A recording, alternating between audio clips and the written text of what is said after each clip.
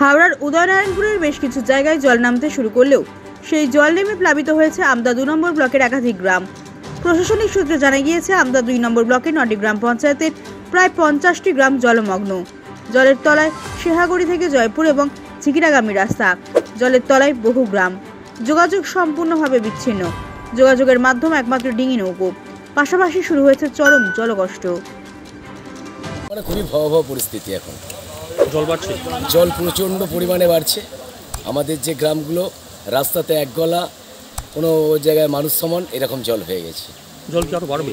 আরও জল অনেক বাড়বে। বিশেষ করে আরও গবাদি পশুর খাদ্য বা জল সংকট তো দেখা দেবেই। আজকে সবে কাল থেকে জল প্রচণ্ড পরিমাণে বাড়ছে, এখনো বাড়ছে। খাওয়ার জলের সংকট হচ্ছে? হ্যাঁ, খাবার জলের সংকট তো অবশ্যই হচ্ছে। প্রশাসন কি দিচ্ছে সাহায্য? না, প্রশাসন এখনও পর্যন্ত সে মতন আমাদের চোখে পড়েনি। আমাদের গ্রামটা হচ্ছে কলসডিহি, ঝামটিয়া অঞ্চল। মোট কত গ্রাম প্লাবিত জয়পুরে আমদা টু এলাকায়?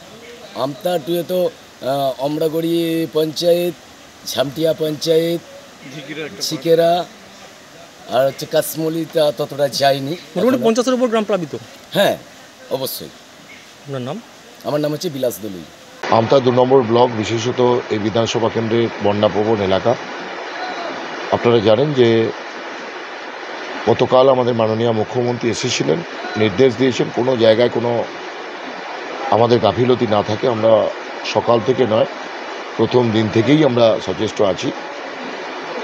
ইতিমধ্যে 9টি গ্রাম প্লাবিত হয়েছে, 9টি গ্রাম পঞ্চায়েত এলাকা, প্রায় 130টির ওপর সংসদ প্লাবিত এবং গ্রামের হিসাবে সেটা 50-55টার উপর।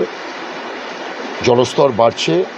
একদিকে হুগলির বলাইচকের ভাঙা জল, আবার বাঁধ ভাঙা জল, আবার একদিকে উদয়নারায়ণপুর থেকে আসা জল।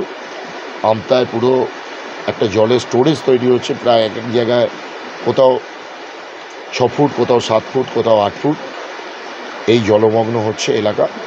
দ্বীপ অঞ্চল, ভাটুরা, ছিপনান, সেই জায়গায় গত 7 দিন থেকে সমস্ত কিছু যোগাযোগ ব্যবস্থা বিচ্ছিন্ন, আপনারা জানেন, এবং মানুষ অত্যন্ত তাদের লড়াই করে তারা আছেন। প্রায় 26টা ত্রাণ শিবির, 3,500 মানুষকে উদ্ধার করে সেখানে রাখা হয়েছে এবং তাদের খাওয়া দাওয়ার ব্যবস্থা সেখানে করা হচ্ছে। দেখুন, একটা বিশাল এরিয়া বন্যা হয়েছে। আমরা বেশ কিছুদিন আমরা বন্যা দেখছিলাম না, তার কারণ ওয়ার্ল্ড ব্যাংকের যে কাজ তার সুফল হিসেবে আমরা সবাই মনে একটা বিশ্বাস পেয়েছিলাম। এটা আগস্ট মাসেও আমরা দেখেছি যে বন্যার জল কিন্তু বাঁধ ভাঙতে পারেনি, এবারেও বাঁধ ভাঙতে পারেনি। তো যেখানে আমরা 58 গেট থেকে, আমতা 1 থেকে, বিভিন্ন জায়গা থেকে নৌকা আমরা সাপ্লাই করছি। কিছু কিছু জায়গায় আজকে সকালে প্লাবিত হচ্ছে, সেই জায়গায় আমরা যত দ্রুত সম্ভব আমরা নৌকা পাঠাচ্ছি এবং পানীয় জল, খাবার, ত্রাণ পর্যাপ্ত পরিমাণে আছে। প্রশাসন সব সময় সে বিষয়ে সচেতন আছে।